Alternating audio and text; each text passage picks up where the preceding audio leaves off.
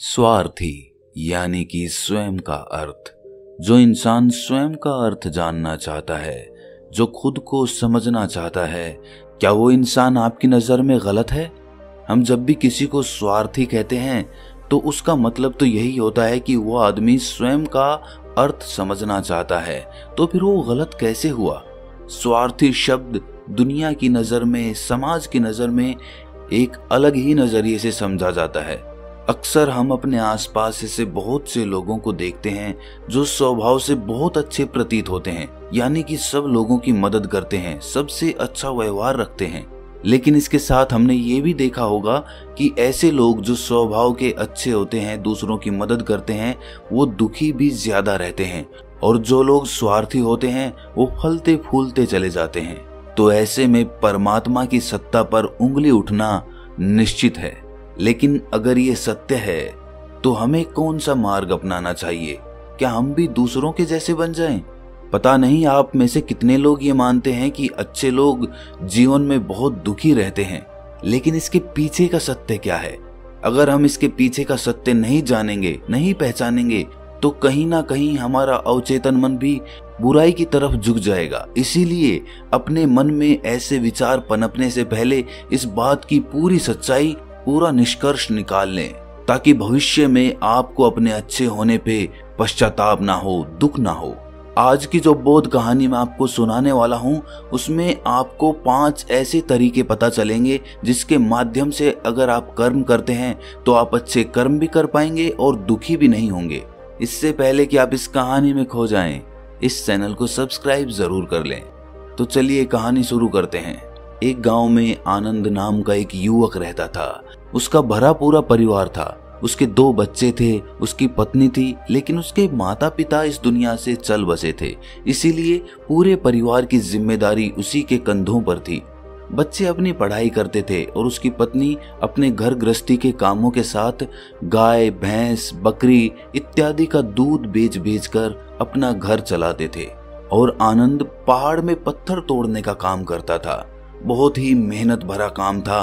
पूरे दिन काम करता तो रात को थक कर घर पर वापस लौटता। लेकिन इतनी मेहनत करने के बाद भी अगर आनंद को गांव का कोई भी आदमी मदद के लिए बुलाता तो आनंद कभी भी मना नहीं करता था। उसके जीवन का एक ही सिद्धांत था कि अगर मैं दूसरों की मदद करूंगा तो परमात्मा मेरा साथ देंगे, परमात्मा मेरे साथ कुछ बुरा नहीं होने देंगे। आनंद अपने इस सिद्धांत का पालन बहुत ही कड़ाई के साथ करता था। वो इस सिद्धांत पर इतना विश्वास करता था कि अगर कोई बाहर का आदमी उससे मदद मांग ले तो वो अपने घर का काम भी अधूरा छोड़कर उस आदमी की मदद करने के लिए पहुंच जाता था। जिस वजह से उसकी पत्नी बहुत परेशान रहती थी। वो अक्सर आनंद को समझाने की कोशिश करती थी कि सबसे पहले अपना काम करो, अपने परिवार को देखो। 2 बच्चे हैं हमारे और फिर भी तुम दूसरों के काम करने में लगे रहते हो। अरे अपने घर को तो संभाल लो, अपना घर संभल नहीं रहा, दूसरों की मदद करने चले हैं। और जब ऐसी ऐसी बातें आनंद के कानों में पड़ती तो उसके हृदय में कांटा सा चुभने लगता था और उन दोनों में लड़ाई झगड़ा शुरू हो जाता था। अक्सर उनके लड़ाई झगड़े का यही सबसे बड़ा कारण होता था। लेकिन ना तो आनंद अपने आप को बदल पाया और ना ही उसकी पत्नी ने उसको समझाना कभी बंद किया। इसी वजह से आए दिन उनके घर में कलेश होता रहता था। जहां तक उस गांव वालों की बात थी तो वो आनंद के स्वभाव को जानते थे और वो जानबूझकर जो काम आसान भी होता था, जो उनके सामर्थ्य में भी होता था, उस काम के लिए भी वो आनंद को बुलाते थे ताकि उन्हें कम मेहनत करनी पड़े। कहने का अर्थ ये है कि गांव वाले आनंद की इस भलमनसाहत का फायदा उठाते थे, लाभ उठाते थे और सब पीछे से उसका मजाक उड़ाते थे, उसे बेवकूफ कहते थे।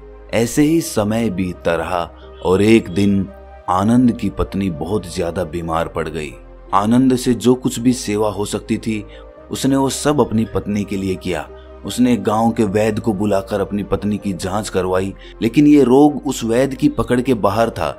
इसीलिए उस वैद्य ने कहा कि तुम अपनी पत्नी को नगर में जाकर किसी बड़े वैद्य को दिखाओ तो तुम्हारी पत्नी की जान बच सकती है। जल्द से जल्द नगर पहुंचने की व्यवस्था करो, नहीं तो तुम्हारी पत्नी के प्राण संकट में हो जाएंगे। ये सुनकर आनंद के पैरों तले जमीन फिसल गई। उसने ये नहीं सोचा था कि उसकी पत्नी के प्राण संकट में हैं। वो सोच रहा था कि कोई साधारण सा रोग होगा जिसका इलाज हो जाएगा। लेकिन जब उसने वैद्य की ये बात सुनी तो वो घबरा गया। अब पत्नी को नगर तक कैसे लेकर जाए, क्योंकि उसके पास इतना धन नहीं था कि वो अपनी पत्नी के लिए एक घोड़ा गाड़ी करके उसमें अपनी पत्नी को लिटाकर नगर में ले जा सके। उसकी पत्नी की हालत बिल्कुल चलने की भी नहीं थी, इसीलिए उसे नगर पहुंचाने के लिए किसी घोड़ा गाड़ी की जरूरत थी। संयोग से उसके पड़ोसी धन्नू के पास एक घोड़ा गाड़ी थी। वो अक्सर व्यापार के लिए अपनी घोड़ा गाड़ी नगर में लेकर जाया करता था। इसीलिए आनंद के मन में विचार आया कि मैं धन्नू की घोड़ा गाड़ी ले सकता हूँ। मैं धन्नू की इतनी मदद करता हूँ, कभी उसके काम को नहीं टालता, तो वो तो मेरे काम को कभी मना ही नहीं कर सकता। और यही सोचकर वो घोड़ा गाड़ी लेने के लिए धन्नू के पास पहुंच जाता है। लेकिन धन्नू बहुत ही चालाक इंसान था। वो बिना किराए के अपनी घोड़ा गाड़ी अपने सगे संबंधियों के लिए भी नहीं ले जाता था। तो आनंद की तो दूर की बात रही। जब आनंद ने उससे घोड़ा गाड़ी के बारे में पूछा तो उसने ये कहकर उसका ये काम टाल दिया कि मेरे घोड़े बहुत ज्यादा बीमार हैं, वो शायद बच भी मुश्किल से पाएंगे। 5 दिनों से वो कुछ नहीं खा रहे, तो ऐसे में बेचारा घोड़ा गाड़ी लेकर कहाँ नगर तक पहुंच पाएगा। हाँ, अगर तुम कुछ धन की व्यवस्था कर सकते हो तो मैं अपने एक मित्र की घोड़ा गाड़ी तुम्हारे लिए मंगवा सकता हूँ। ये सुनकर आनंद परेशान और चिंतित हो गया, क्योंकि उसके पास धन तो था ही नहीं। इसका मतलब उसकी पत्नी बड़े नगर में वैद्य के पास इलाज के लिए पहुंच ही नहीं पाएगी। उलझन भरे हुए विचार लिए हुए जब आनंद वापस आ रहा था तो उसने एक दिल को झंझोड़ देने वाला दृश्य देखा। उसने देखा कि धन्नू के घोड़े, जो धन्नू के अनुसार बीमार थे और कुछ खा भी नहीं रहे थे, वही घोड़े गांव का ही एक युवक उसकी बाड़ से खोलकर बाहर ला रहा था और गाड़ी में उसको जोत रहा था। ये देखकर पहले तो आनंद को कुछ समझ में नहीं आया। उसके बाद जब आनंद ने उस युवक से पूछा तो उसने बताया कि धन्नू ने ये घोड़ा गाड़ी उसे किराए पर दी है। ये सुनकर आनंद का दिल टूट गया। उसने कभी सपने में भी नहीं सोचा था कि उसका सबसे अच्छा मित्र धन्नू उसके साथ ऐसा कर सकता है। हालांकि ये इस बात पर दुखी होने का वक्त नहीं था, इसीलिए आनंद वहां से जल्दी से लौट जाता है और गांव के ही एक सेठ के पास जाकर कुछ धन उधार लेकर धन्नू को दे देता है। धन्नू अपने मित्र की घोड़ा गाड़ी मंगवा देता है, जिसके बाद वो अपनी पत्नी को वैद्य के पास नगर में ले जाता है। जब उसकी पत्नी का इलाज चल रहा था तो आनंद यही सोच रहा था कि एक वो दिन था जब धन्नू की बेटी बीमार हो गई थी और धन्नू यहाँ पर नहीं था, तो मैं पूरी रात वैद्य जी के पास उसके लिए बैठा रहा था, उसकी देख रेख की थी, उसकी सेवा की थी। इतने दिनों तक धन्नू नहीं आया था, तब मैं ही उसके परिवार की देख रेख किया करता था। हाय, कैसा दुर्भाग्य है ये।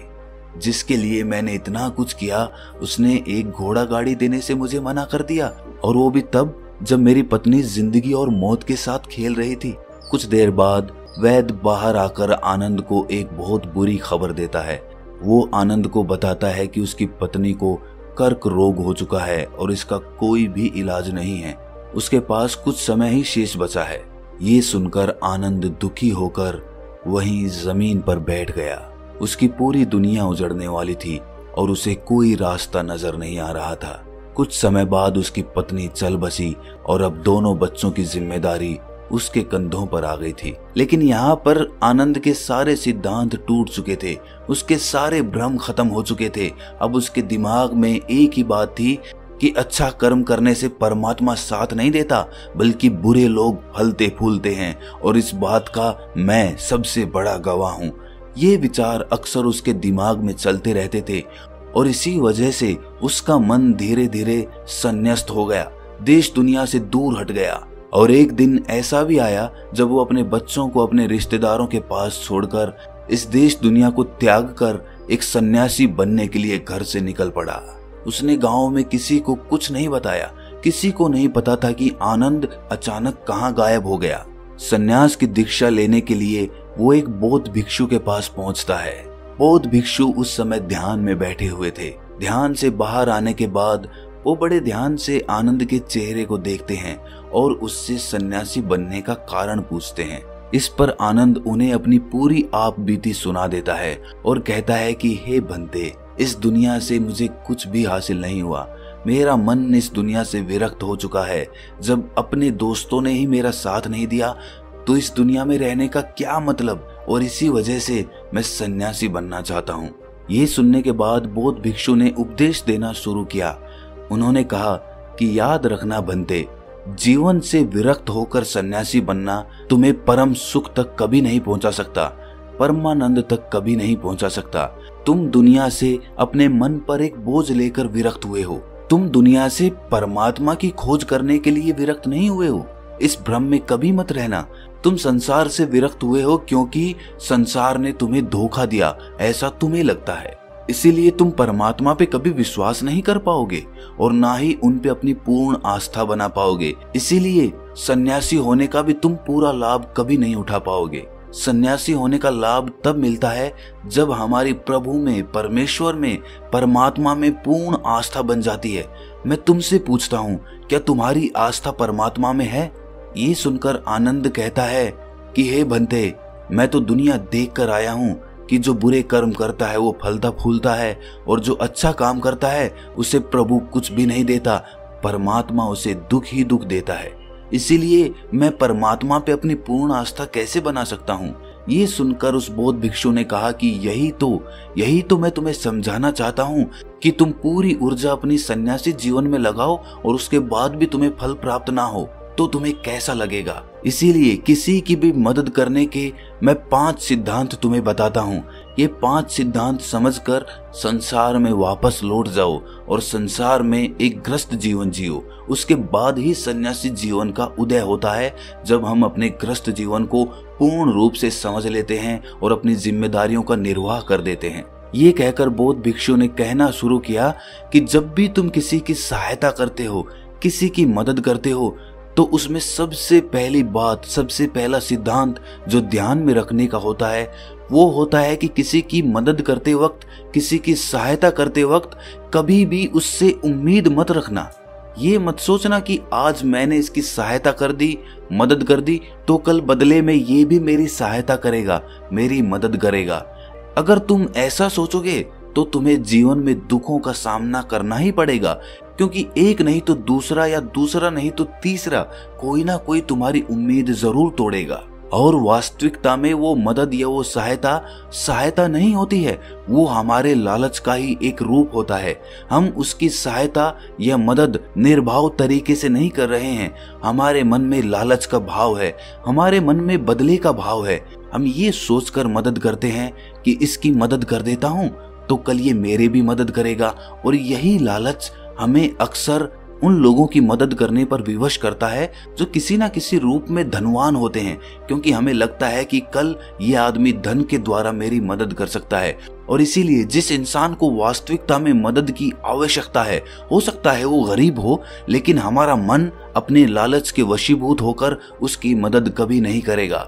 इसीलिए किसी की मदद और किसी की सहायता करने के अपने विचार को विस्तार दो।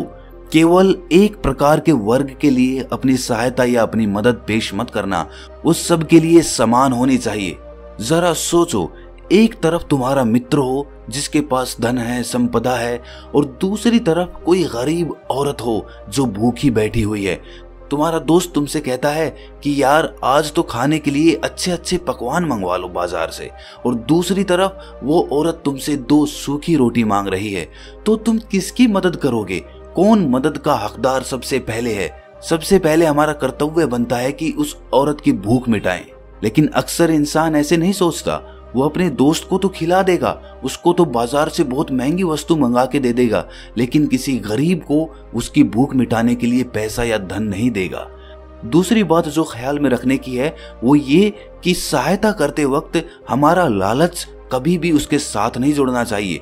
अक्सर हम जब किसी की मदद करते हैं तो हमारा लालच और हमारा स्वार्थ ही उसके साथ जुड़ा होता है, और हम अपनी भविष्य की योजना तैयार करके उस आदमी की मदद करते हैं। हम ये सोचते हैं कि अगर मैं इसका ये काम करूंगा तो भविष्य में ये आदमी मेरा वो काम पूरा कर देगा, और वो सहायता, वो मदद बिल्कुल भी परमात्मा के द्वार को नहीं खटखटाती, क्योंकि वो लालच है। जाहिर है आप अपने आप को धोखा देने के लिए अपने लालच को एक सहायता, एक मदद का रूप दे रहे हैं। तीसरी बात जो ख्याल रखने की है वो ये कि अपने सामर्थ्य के हिसाब से दूसरे की मदद करो।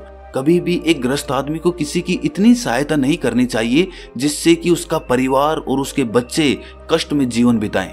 सबसे पहला फर्ज हमारा होता है अपने परिवार को सुखी रखना, उनकी जरूरतें पूरी करना और उसके बाद दूसरों की मदद करना आता है। लेकिन कुछ लोग दूसरों की मदद पहले करते हैं और अपने परिवार को तवज्जो कम देते हैं, जिससे कि परिवार में लड़ाई झगड़े आए दिन पनपते रहते हैं और ये सब हम समाज में देखते रहते हैं अपने आसपास।